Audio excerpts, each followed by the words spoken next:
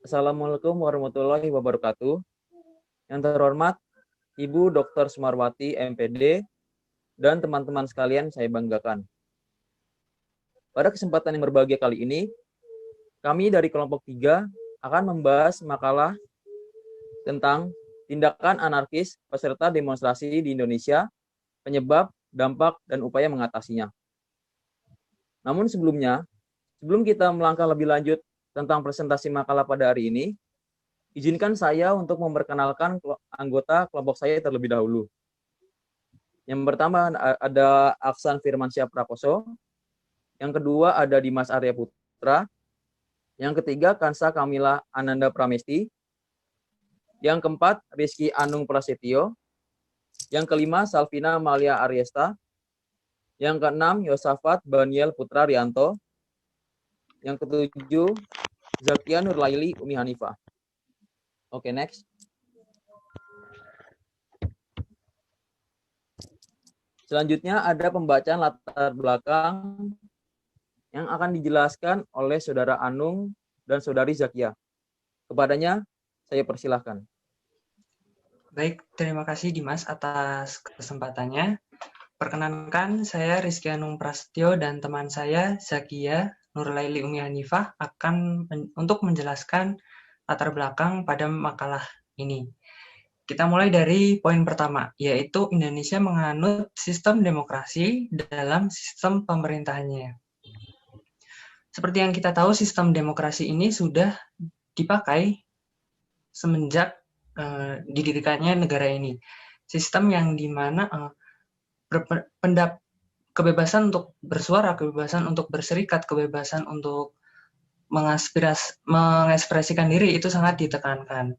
Kemudian kita juga kenal dengan istilah di sistem demokrasi ini dikenal dengan istilah dari rakyat, oleh rakyat, dan untuk rakyat.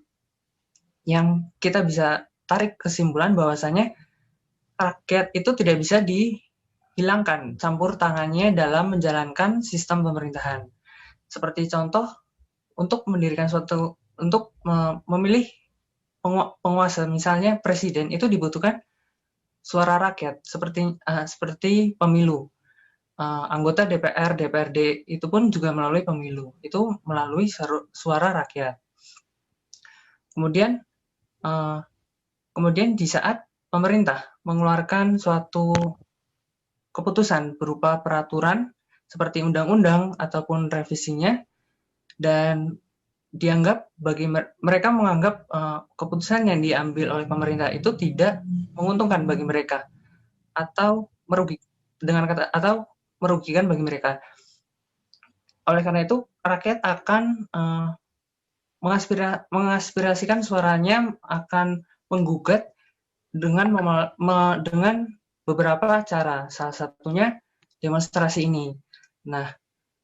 Namun seringkali ataupun banyak terjadi di beberapa kejadian demonstrasi itu adanya tindakan anarkis begitu. Selanjutnya bagaimana akan dijelaskan oleh Zakia. Silakan Zakia. Baik, saya akan melanjutkan penjelasan dari latar belakang. Seperti yang sudah disampaikan oleh Anung, bahwa ketika pemerintah mengeluarkan suatu kebijakan dan kebijakan tersebut dinilai merugikan rakyat, maka rakyat dapat menggugatnya dengan cara berdemo. Namun, mengapa hampir setiap aksi demonstrasi yang terjadi selalu muncul tindakan anarkis? Dapat berupa perusakan, pengeroyokan, tindak kekerasan, dan lain sebagainya. Nah, realitas ini menunjukkan bahwa tingkat respon rakyat, khususnya mahasiswa, terhadap berbagai kebijakan pemerintah sangatlah tinggi. Tapi sangat disayangkan apabila demonstrasi yang seharusnya berjalan secara damai harus berujung pada kerusuhan karena adanya tindakan anarkis. Tentu saja demonstrasi yang anarkis ini terjadi karena sebab-sebab tertentu. Dan tindakan anarkis yang dalam demonstrasi ini juga merupakan suatu fenomena yang meresahkan dan merugikan berbagai pihak, sehingga dibutuhkan solusi yang tepat untuk mengatasinya. Next.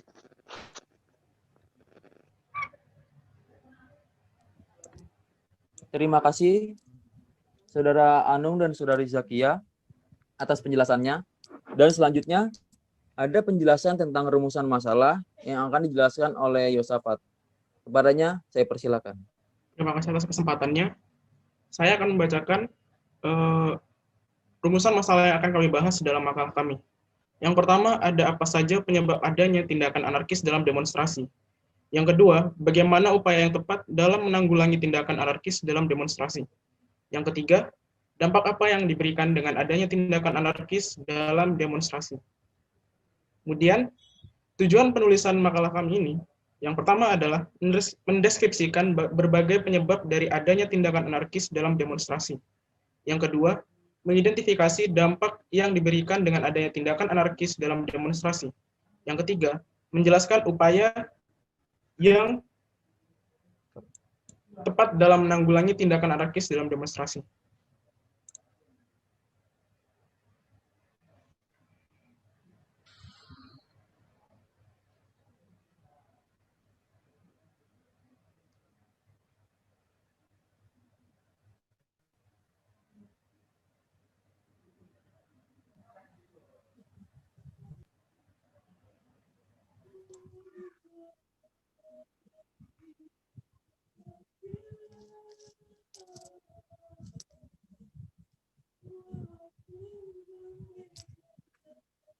Selanjutnya ada pembacaan atau penjelasan dari penyebab yang akan dijelaskan oleh Kansa.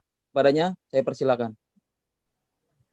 Baik, terima kasih atas waktunya. Di sini saya akan menjelaskan mengenai faktor penyebab tindak anarkis dalam demonstrasi. Faktor ini terbagi menjadi dua, yaitu faktor internal dan juga faktor eksternal. Faktor internal yang pertama yaitu tidak terpenuhinya tuntutan para pengunjuk rasa.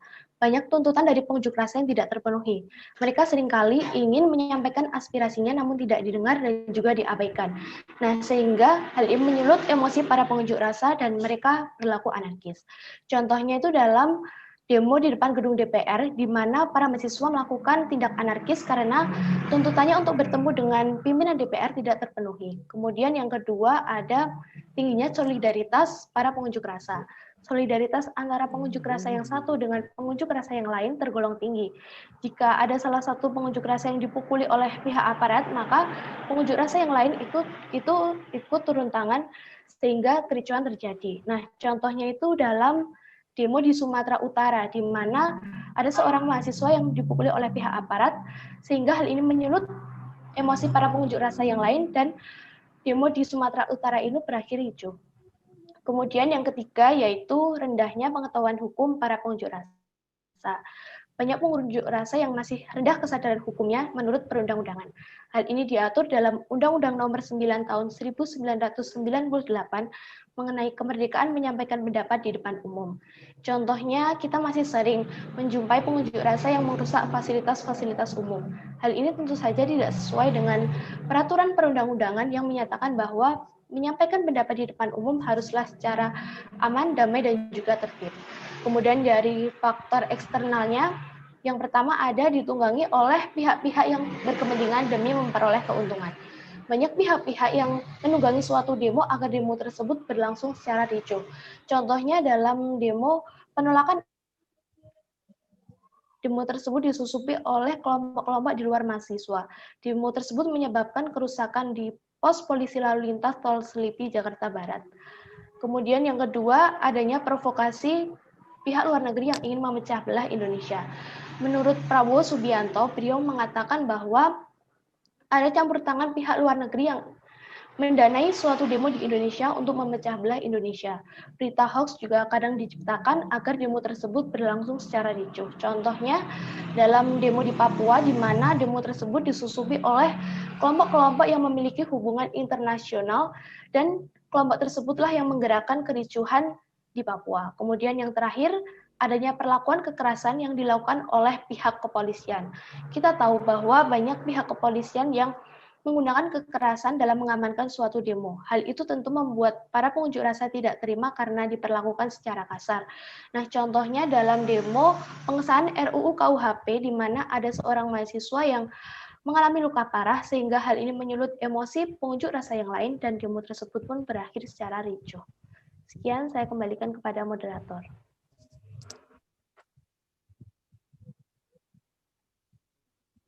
Baik, terima kasih Kansa atas penjelasannya. Next.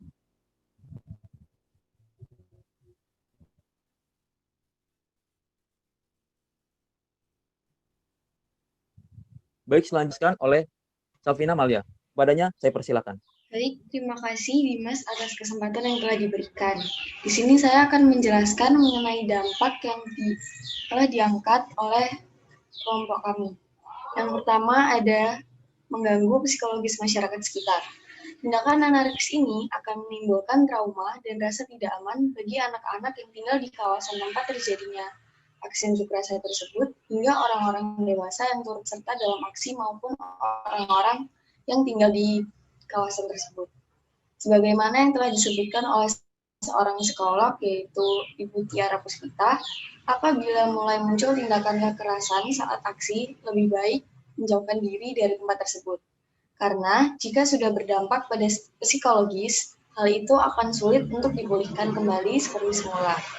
Hal tersebut pasti akan menyangkut pada kepribadian, ingatan, dan lingkungan dari individu tersebut. Lalu yang kedua, menimbulkan korban jiwa dan luka-luka. Sebagai manusia, apabila kita disakiti, tentu akan merasa sakit. Adanya tindakan anarkis pada saat demonstrasi tentu akan menimbulkan korban. Para peserta demonstrasi maupun polisi sama-sama membawa senjata sebagai bentuk perlindungan diri. Namun, terkadang disalahgunakan untuk menyakiti orang-orang yang tidak bersalah di aksi tersebut. Banyak sekali berita yang telah menyiarkan bahwa demo yang ricuh menimbulkan korban yang luka-luka, bahkan ada pula yang meninggal dunia. Lalu yang ketiga, menimbulkan kerusakan fasilitas umum. Konflik vertikal antara demonstran dengan aparat kepolisian tidak hanya menimbulkan korban jiwa, tetapi juga materi. Seperti yang terjadi pada beberapa waktu lalu pada aksi demonstrasi Omnibus Law, banyak fasilitas-fasilitas umum yang telah dirusak oleh demonstran. Hal ini disebabkan karena meluapnya amarah demonstran pada saat itu. Contohnya pada kota Jakarta, diberitakan bahwa beberapa halte rusak akibat dilempari batu dan ada juga yang dibakar dan Kemudian yang keempat, mengganggu aktivitas perekonomian. Tindakan-tindakan anarkis yang dilakukan oleh pengunjuk rasa itu mengganggu keamanan dan ketertiban wilayah tersebut, sehingga berdampak pada kelancaran aktivitas kehidupan masyarakat.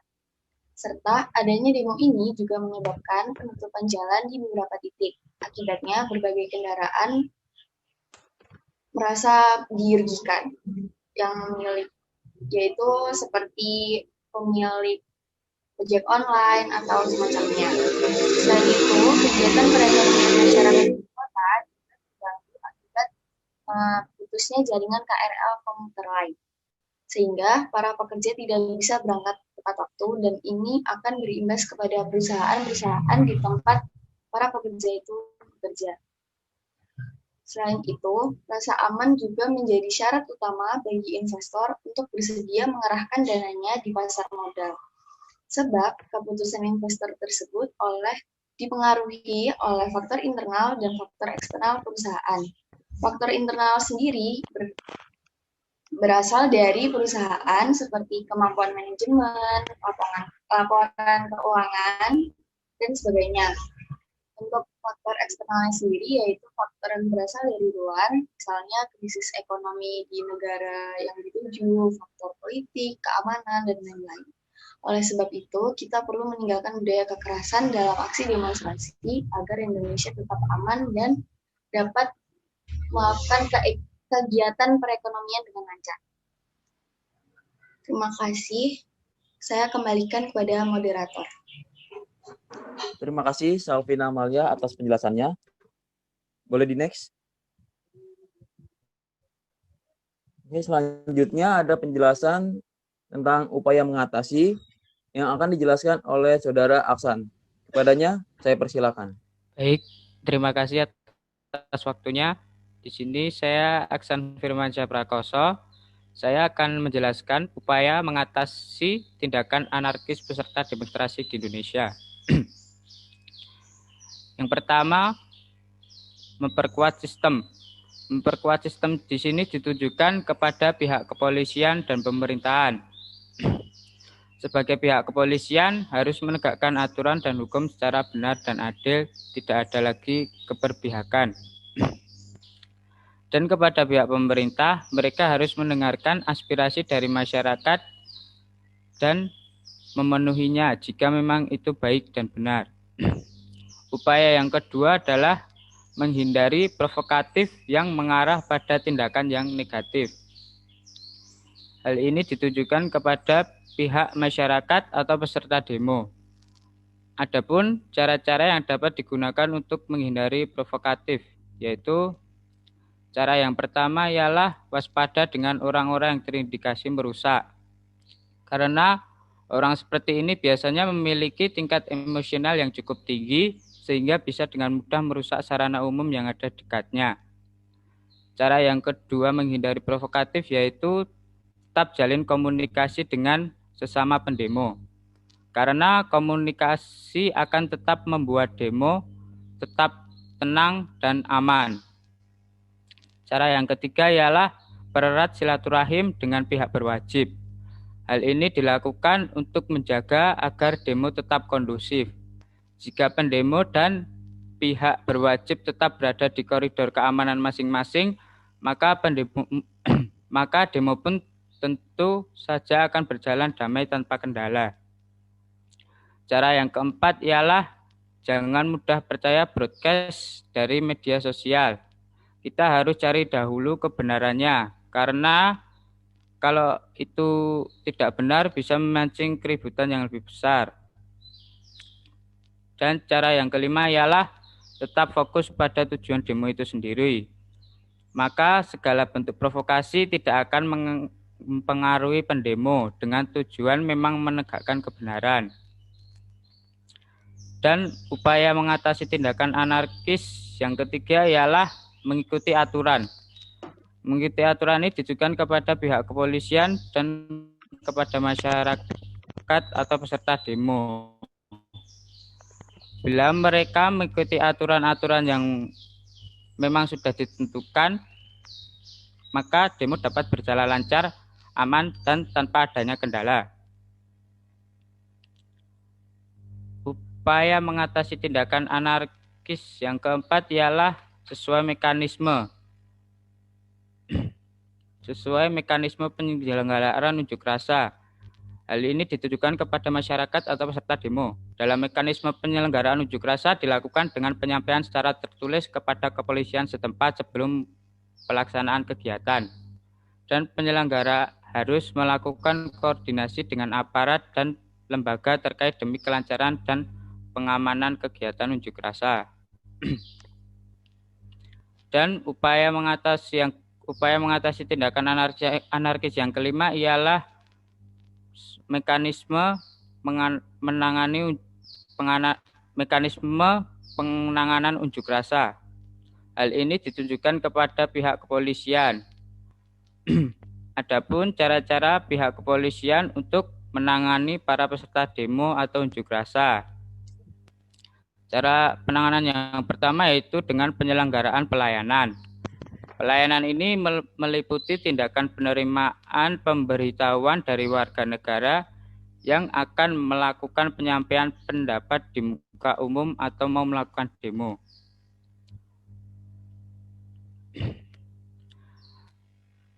Yang kedua ialah penyelenggaraan pengamanan.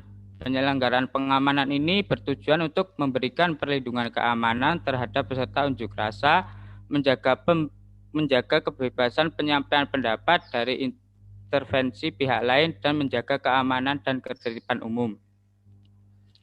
Cara yang ketiga ialah penanganan perkara. Bila terdapat peserta demo yang melanggar aturan-aturan yang sudah ditetapkan, maka pihak kepolisian wajib memberi tindakan kepada orang-orang tersebut dengan menerapkan tindakan yang profesional, proporsional, prosedural yang tepat yang dapat dipertanggungjawabkan. Terima kasih. Saya kembalikan ke moderator. Terima kasih Saudara Aksan atas penjelasannya. Boleh di next. Selanjutnya kita memasuki sesi simpulan yang akan saya bacakan sebagai moderator. Yang pertama, respon masyarakat terhadap berbagai kebijakan pemerintah yang dianggap tidak sesuai dengan konstitusi, ditanggapi dan diprotes melalui media demonstrasi. Jadi gini, demonstrasi yang ada di masyarakat adalah bentuk kepedulian masyarakat terhadap kondisi yang tidak menentu di suatu negara. Kita ambil contoh. Dalam demo yang pertama, dalam demo Omnibus Law kemarin. Demo Omnibus Law ini sendiri lahir akibat masyarakat beranggapan bahwa dengan diberlakukannya undang-undang Omnibus Law ini akan mengeliminasi satu persatu hak para karyawan dan para pekerja nantinya. Dan untuk kedepannya, para pemuda dan pemudi pribumi akan berkesulitan untuk berkompetisi mencari lapangan pekerjaan dengan warga asing. Itu demo yang pertama. Lalu ada demo yang kedua, demo RUU KPK. Demo RUU KPK ini sendiri lahir akibat masyarakat beranggapan bahwa dengan diberlakukannya Undang-Undang KPK ini akan melemahkan lembaga anti korupsi di Indonesia. Dan dengan dilemahkannya lembaga ini akan berefek pada semakin maraknya korupsi yang ada di Indonesia. Itu poin pertama. Lalu poin kedua, ada dua faktor yang bisa menimbulkan tindakan anarkis pada aksi demo, yaitu faktor internal dan faktor eksternal. Kita telah dulu faktor internal. Jadi faktor internal ini sendiri berasal dari dalam diri kita. Berasal dari dalam diri sendiri. Contohnya, tidak terpenuhnya tuntutan, tingginya solidaritas, dan rendahnya pengetahuan hukum para demonstran. Yang selanjutnya ada faktor eksternal. Faktor eksternal ini sendiri lahir berasal dari luar diri sendiri. Mencakup adanya pihak yang memprovokasi, adanya pihak yang menunggangi demo tersebut, dan juga adanya tindakan represif dari aparat. Selanjutnya, yang ketiga ada seluruh elemen masyarakat bisa berupaya untuk mengatasi tindakan anarkis peserta demonstrasi. Jadi gini, seluruh elemen masyarakat bisa mengatasi agar tindakan anarkis ini tidak terjadi. Seluruh kalangan diharapkan untuk sebisa mungkin meminimalisir tindakan anarkis itu terjadi. Lalu yang keempat, ada tindakan anarkis yang dilakukan pengunjuk rasa berdampak pada mereka yang tidak berpartisipasi dalam demonstrasi. Ini yang menarik. Jadi, efek dari tindakan anarkis peserta demonstrasi itu bukan hanya berefek di dalam tempat kejadian demo, melainkan bisa menjalar atau merambat ke sendi-sendi kehidupan bernegara. Sebagai contoh bisa di perekonomian negara, bisa di keamanan negara, dan juga bisa di psikologis yang ada di dalam tubuh warga sekitar. Next. Selanjutnya ada saran. Yang pertama, aparat penegak hukum bisa memberikan arahan, bimbingan, dan petunjuk kepada para pengunjuk rasa. Untuk kasus ini, para penegak hukum bisa memberikan wejangan terlebih dahulu. Bisa memberikan istilahnya nasihat tentang bagaimana cara berdemo yang baik, tentang mekanisme demo yang baik, apapun yang ada di dalam undang-undang, yang ada di dalam peraturan, yang sebisa mungkin untuk menghindari tindakan anarkis yang dilakukan oleh para demonstran. Yang kedua, aparat penegak hukum mungkin bisa mengurangi tindakan-tindakan preventif dan menggantikannya dengan tindakan yang lebih persuasif. Untuk mengurangi hal-hal yang tidak diinginkan ke depannya, para penegak hukum diharapkan untuk memberikan upaya atau menerapkan upaya persuasif dibandingkan upaya preventif.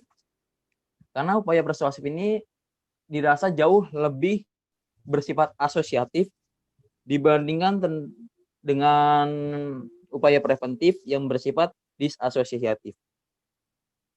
Yang ketiga ada para pengunjuk rasa hendaknya mengikuti aturan-aturan dan kaidah yang berlaku. Poin ini sama dengan poin yang pertama tadi, yaitu aparat penegak hukum bisa memberikan terlebih dahulu tentang aturan-aturan kepada para pengunjuk rasa. Yang keempat, ada masyarakat yang tidak mengikuti aksi demonstrasi, hendaknya jangan memberitakan berita-berita bohong. Demi tidak membuat suasana menjadi keruh atau membuat suasana menjadi ricuh, masyarakat yang tidak mengikuti demo diharapkan jangan sekali memberikan berita-berita bohong. Karena hal itu percuma. Masyarakat kita sudah pintar, masyarakat kita sudah paham dan jelas mana berita yang bohong dan mana yang berita yang aktual dan kompeten. Lalu selanjutnya, pejabat-pejabat yang menjadi sasaran aksi demonstrasi hendaknya mendengarkan aspirasi-aspirasi yang telah peserta demonstrasi keluarkan. Memang sangat menjengkelkan apabila kita menemui pejabat-pejabat yang tidak ingin mendengarkan aspirasi-aspirasi dari masyarakat, tidak mendengarkan aspirasi-aspirasi dari berbagai kalangan yang ada di masyarakat. Kondisi ini bertolak belakang dengan apa yang mereka sampaikan pada waktu kampanye. Rakyat nomor satu, rakyat nomor satu, rakyat nomor satu. Itu semua bohong.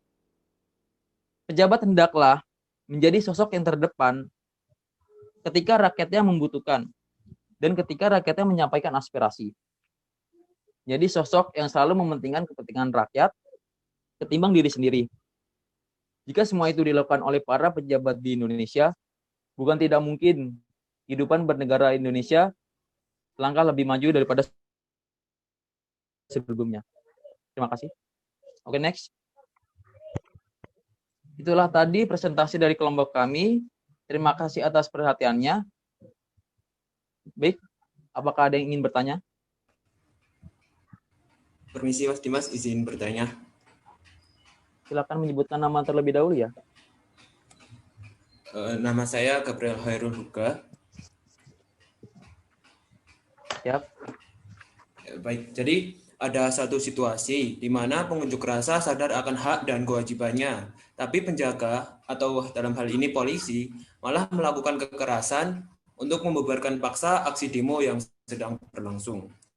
Pada akhirnya tindakan polisi ini memicu tindakan anarkis para pendemo. Bagaimana pandangan Anda mengenai hal ini? Karena para pendemo sudah dilindungi oleh UU bahwasanya pendapat mereka dapat disuarakan di umum. Terima kasih. Terima kasih atas pertanyaannya. Baik, kami akan menampung pertanyaannya terlebih dahulu. Dan selanjutnya, adakah yang ingin bertanya? Saya ingin bertanya. Siap. Silakan sebutkan nama terlebih dahulu. Ya. Perkenalkan, nama saya Sabrian Saputra Stama. Saya ingin bertanya, dalam faktor penyebab eksternal, disebutkan tadi salah satunya adalah adanya provokasi dari pihak luar negeri yang ingin memecah belah Indonesia. Pertanyaannya, apakah tujuan luar negeri tersebut hanya memecah belah Indonesia? Apakah ada tujuan lain tersebut? Terima kasih.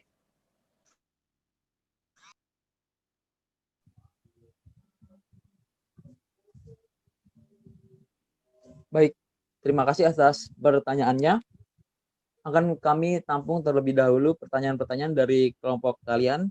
Dan selanjutnya, apakah ada yang ingin bertanya?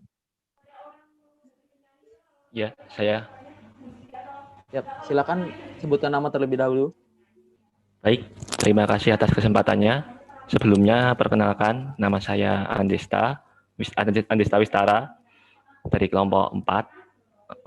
Pertanyaannya, mungkin bisa diperjelas lagi bagaimanakah mekanisme penanganan unjuk rasa yang benar apabila selama ini cara penanganan unjuk rasa dirasa kurang manusiawi atau dengan kekerasan. Mungkin bisa diperjelas lagi.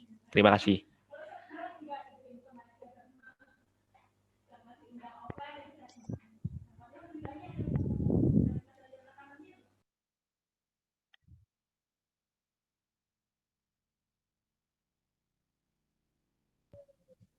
Baik, terima kasih atas pertanyaannya.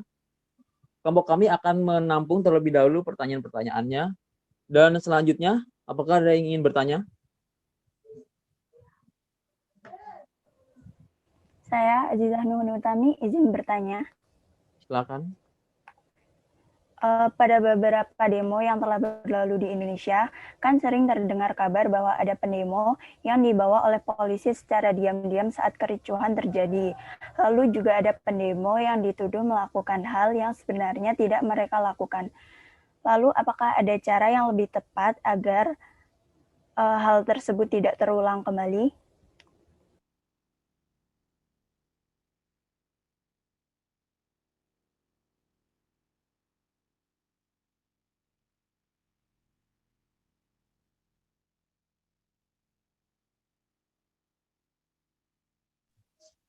Baik, terima kasih atas pertanyaannya. Dan selanjutnya, apakah ada yang ingin bertanya?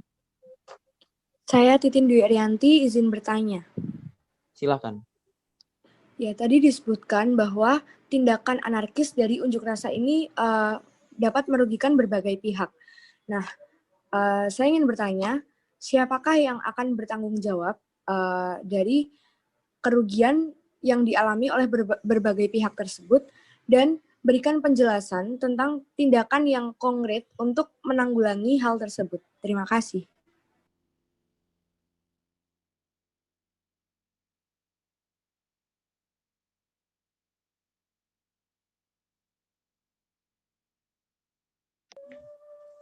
Baik, terima kasih Saudari Titin atas pertanyaannya. Dan selanjutnya, apakah ada yang ingin bertanya? Ya, saya Saudara Abdurrahman Fadilah ingin bertanya. Silakan. Ya. Dalam tindakan anarkis yang disebutkan tadi terdapat dua faktor, yaitu faktor eksternal dan faktor internal. Faktor internal biasanya diakibatkan oleh para massa itu sendiri atau para demonstran. Sedangkan faktor eksternal disebabkan oleh pihak pemerintah dan para aparat kepolisian. Saya rasa dua faktor ini sangat saling berkesinambungan satu sama lain. Apakah masih bisa dianggap sebagai dua faktor yang berbeda atau termasuk dalam satu faktor yang sama? Karena ini termasuk dalam satu faktor yang saling berkesinambungan. Selain itu, saya juga mau bertanya, untuk menghindari aksi anarkis para demonstran, kan cukup ya, sangat bisa ditanggulangi apabila para demonstran itu berjalan sesuai aturan, dan juga polisi juga para aparat juga mengamankan sesuai prosedur yang ada. Tetapi pada faktanya di lapangan, para demonstran hanya ingin didengarkan suaranya, yaitu suara dari rakyat dengan yang disalurkan oleh mahasiswa kepada para dewan. Tetapi hal lain, para aparat malah menganggap itu suatu kegiatan yang anarkis. Makanya para aparat sering melanggar sudah ada, sehingga memicu kericuhan dari demonstran itu sendiri. Terima kasih.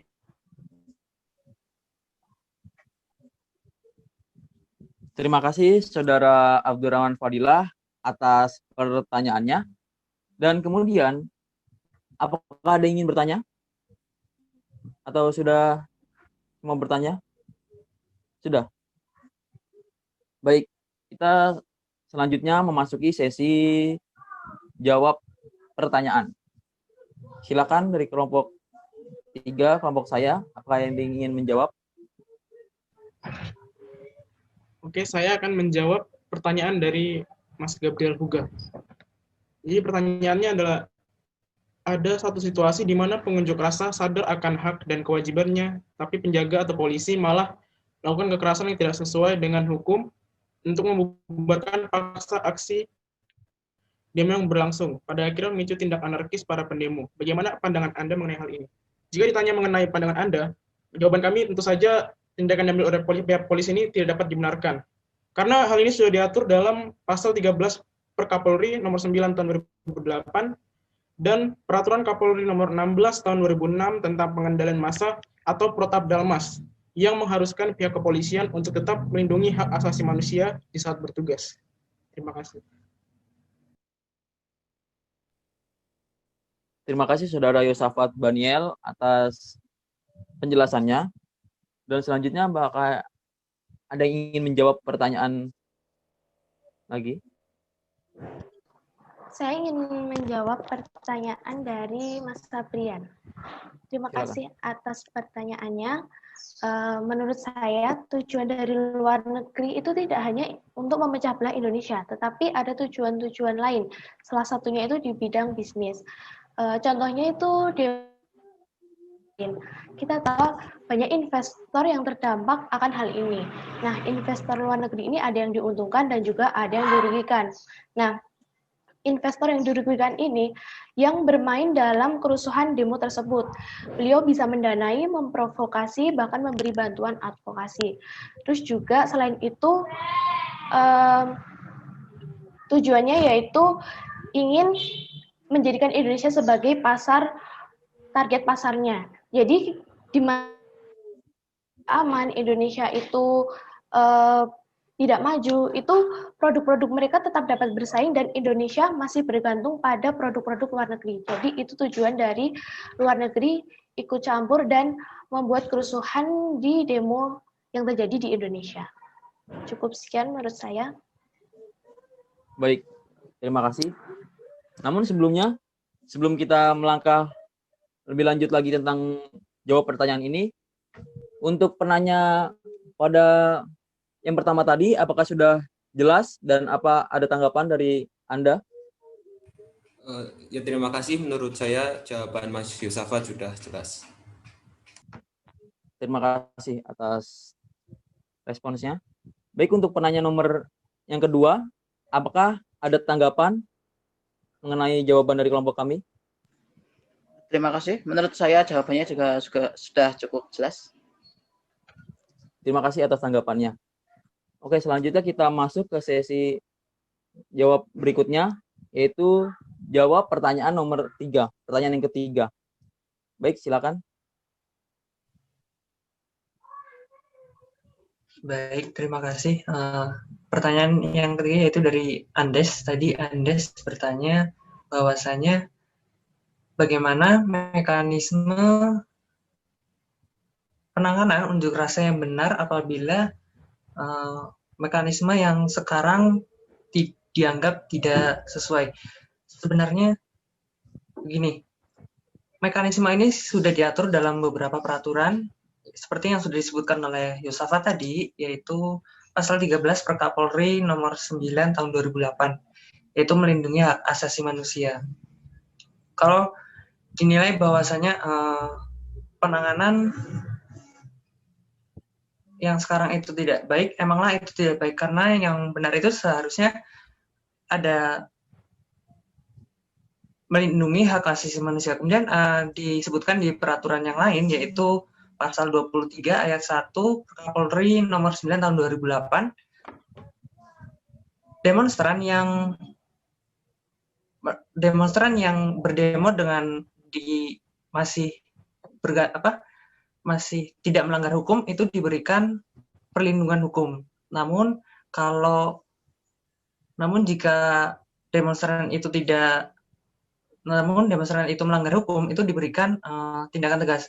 Nah, kalau dinilai di sini dengan maksud kenapa sih kok si demonstran ini malah dianiaya, itu emang mungkin itu ada tindakan tegas yang diberikan oleh aparat. Nah, tapi tetap saja kalau ada tindakan yang seperti itu emang tidak benar, karena yang benar itu harus melindungi hak asasi manusia, melindungi kekerasan, dan pokoknya tidak boleh melakukan kekerasan dan tindakan-tindakan buruk yang dapat melukai demonstran. Seperti itu. Terima kasih. Terima kasih Saudara Anung atas penjelasannya. Dan untuk penanya yang ketiga, apakah ada tanggapan yang akan diberikan? Baik, terima kasih. Menurut saya sudah cukup jelas penjelasannya. Baik, terima kasih atas tanggapannya. Selanjutnya, kami akan menjawab pertanyaan yang keempat. Silakan untuk menjawab. Baik, saya akan menjawab pertanyaan dari Azizah. Pertanyaannya adalah, beberapa demo yang telah berlalu di Indonesia, sering terdengar kabar bahwa ada pendemo yang dibawa secara diam-diam saat kericuhan berlangsung. Lalu ada juga pendemo yang dituduh melakukan hal yang sebenarnya tidak dilakukan.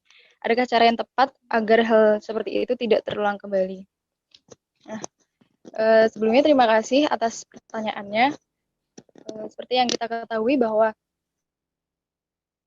aparat kepolisian mempunyai tugas untuk menjaga keamanan dan ketertiban saat demonstrasi berlangsung. Oleh karena itu, aparat mempunyai wewenang untuk menangkap siapa saja yang melakukan tindakan-tindakan yang mencurigakan, melakukan tindakan anarkis, atau bahkan orang itu adalah provokator. Demi kelancaran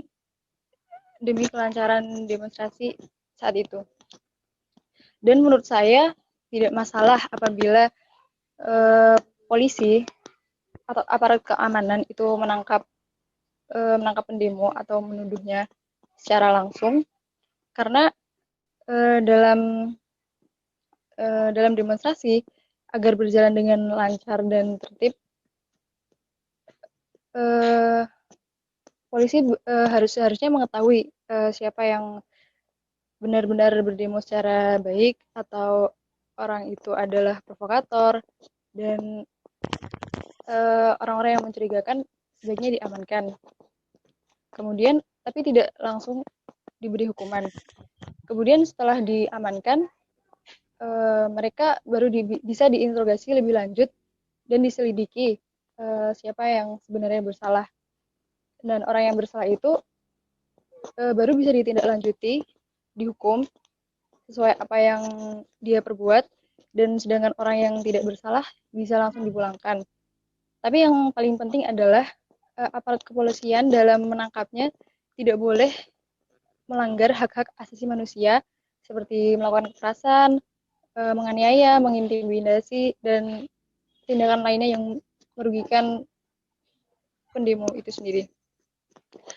Kalau dari sisi pendemo, sebaiknya pendemo itu tidak berpencar, tidak sendiri, dan saling mengingatkan agar selalu bergabung dalam kelompoknya dan tidak melakukan hal-hal yang mencurigakan.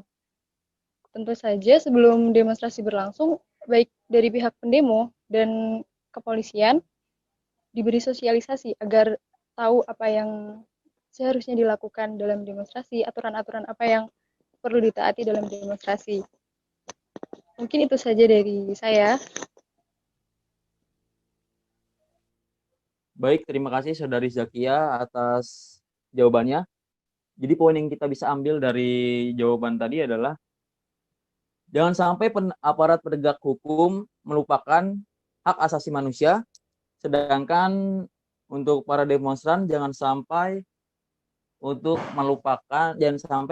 melupakan tata cara demonstrasi yang ada di undang-undang.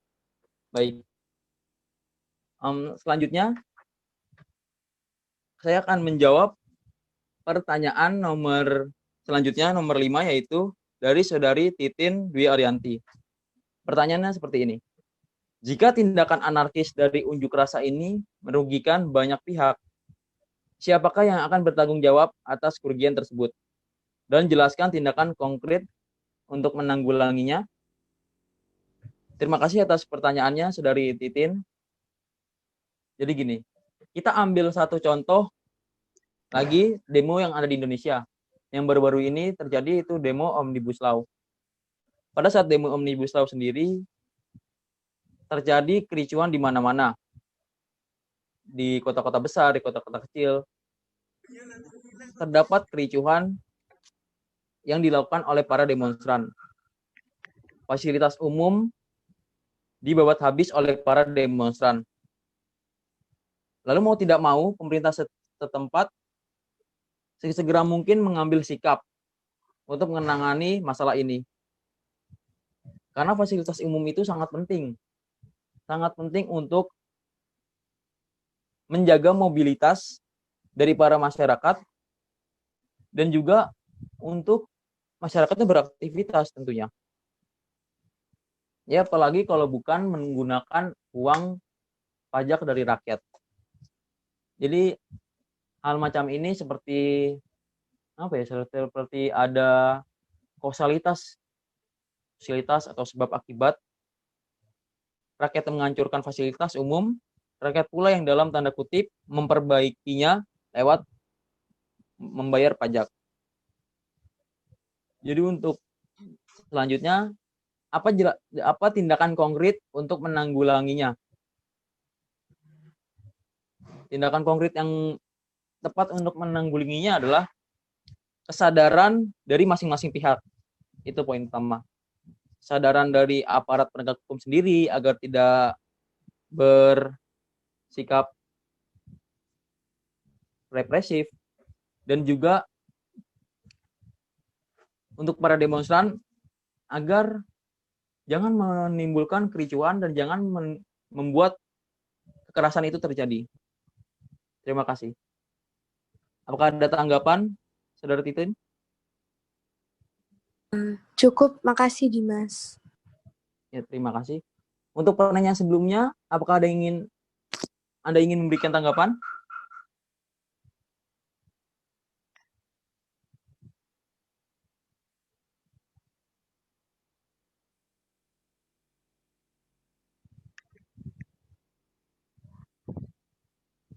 Baik, saya kira cukup. Selanjutnya untuk pertanyaan yang ke-6, silakan untuk menjawab. Baik, saya akan menjawab pertanyaan dari Saudara Fadil. Saya ulang pertanyaannya, yaitu pertanyaannya mengapa kedua faktor internal dan eksternal dipisah, dan mengapa polisi melakukan tindakan kekerasan kepada para demonstran.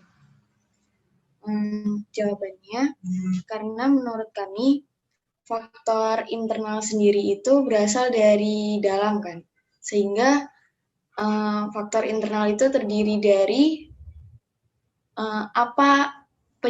faktor-faktor yang berasal dari diri para demonstran itu sendiri yang turun di aksi tersebut.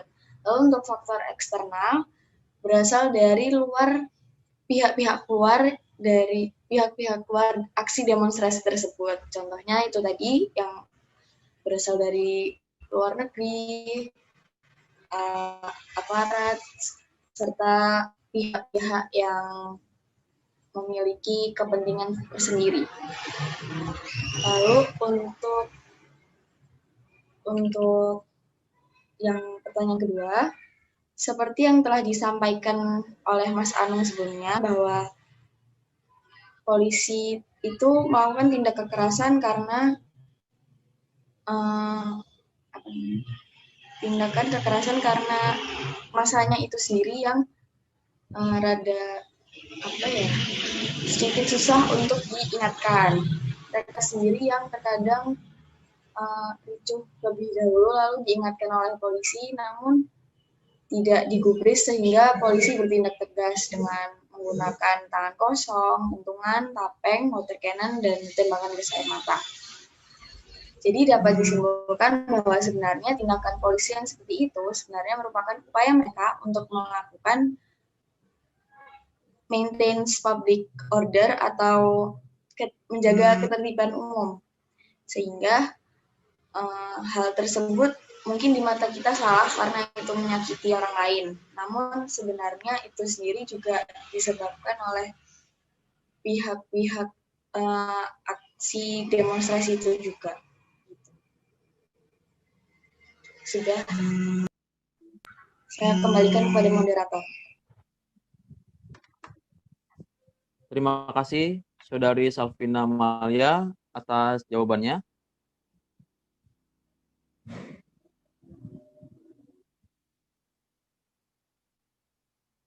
Dan demikianlah presentasi dari kelompok kami. Terima kasih atas perhatiannya. Dan jika ada yang kurang berkenan dari penyampaian kelompok kami, dibukakan pintu maaf yang sebesar-besarnya. Demikianlah presentasi kami. Wassalamualaikum warahmatullahi wabarakatuh.